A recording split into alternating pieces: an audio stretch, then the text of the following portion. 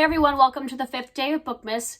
This will be the third video where I talk about kind of series that I want to focus on in 2023. And today's video is focused on manga series I want to continue.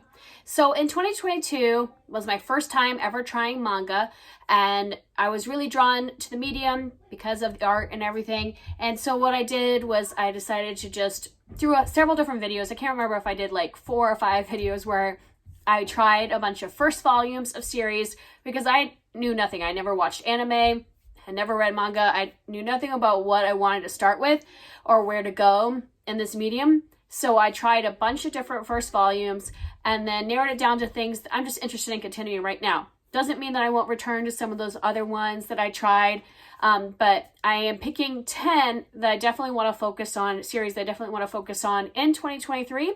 And when those finish, maybe I'll return to some of the other ones I tried or try some new recommendations if you want to give them down below. For most of these, I've only read the very first volume and will reread that first volume when I decide to pick up the series. But I have a couple that I'm in the middle of right now. So I've read several volumes and I am just continuing. So I'll start with those and then going into the ones that are only one volume that I read. I'm also kind of sorting these a little by genre. So the first ones are kind of fantasy type worlds, then moving into some kind of speculative or sci-fi type manga, and then at the end there'll be ones that are more contemporary. So that's I know that there are different categories for these in manga, but I'm not very fluent in all of the words that are used in talking about manga. So I'm doing the best I can as a newbie in this. Also, I have looked up how to pronounce all of the author names, the mangaka names, but that doesn't mean I am perfect at pronunciation yet. So just keep that in mind. As I go through these, I'm not going to give a long synopsis. I'm just going to give a little snippet of what these are about because a lot of times there's big reveals and I don't want to spoil anything for anyone. And also a lot of these I've only read the first volume, so I only basically know what it's about. And I'll also let you know how long this series is, so in case you're interested in doing it and maybe you don't want to do a really super long one, but there's a few of these that have maybe only 10 volumes, so you might be able to jump into that easier than something that's 40 volumes long or something like that. So the first one that I am partly through is The Promised Neverland by Kayu Shira and art by Pozuka Demizu.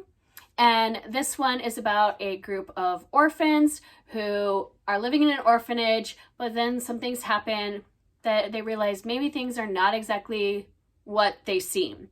And this one I am several volumes in, so this is volume 6, so I've read 5 volumes already, and this is a finished series with 20 volumes total.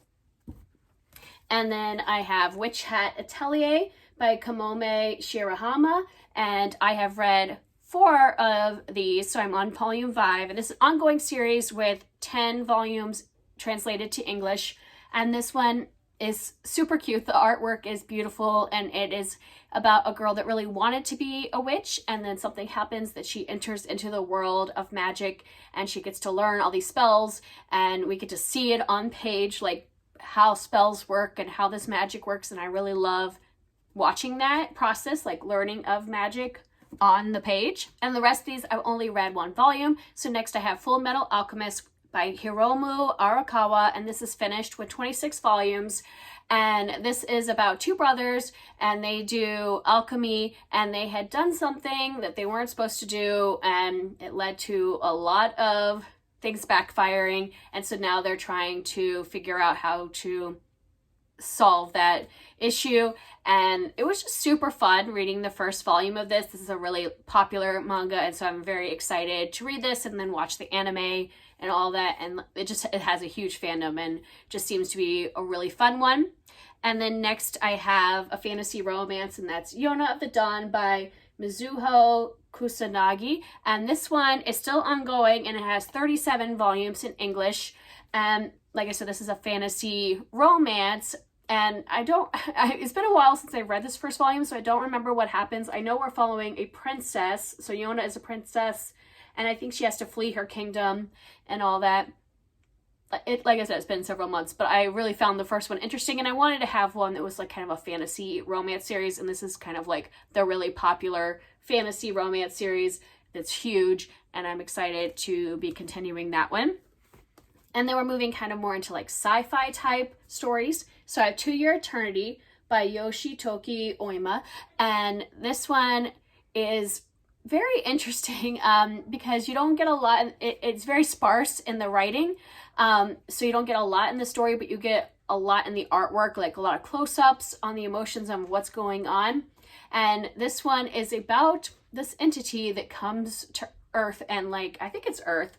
If it's not Earth, it's a world, and starts like transforming into, has the ability to transform into other entities. So whether that's like an animal or a person or whatever. And I think we're following it through a long period of time. And this one was just really intriguing, the first one. And this one is an ongoing series that has 17 volumes in English. And then next I have Pluto by Naoki Urasawa. And this one is taking place in a world where robots and humans live together, but then we have a murder of a robot and a human, and they seem to be linked, and following a detective trying to figure out what is going on. And so it's kind of a murder mystery, but I'm sure there's going to be a lot more that happens. But this one's only 8 volumes long and is finished. And so if you want something a little more short, and this first volume was really amazing, I loved it. So if you wanted something short, this would be a good one to jump into and only have 8 volumes that are finished and ready to go and very compelling. I also have just really liked everything that I have tried from this mangaka. So actually the next one I have is from him, but also I could have also read 20th Century Boys that almost made it to this list. I almost made it 11 manga, but I'm like, maybe 3 from one mangaka is too many. So the other one I picked from Urasawa is Asadora. And this one was following a girl, and she just survived this big storm and is looking for her family, and then some like weird things are kind of happening. So this is another one that kind of like moves slow, and not much happens in the first one, but it like really intrigued me what little was happening.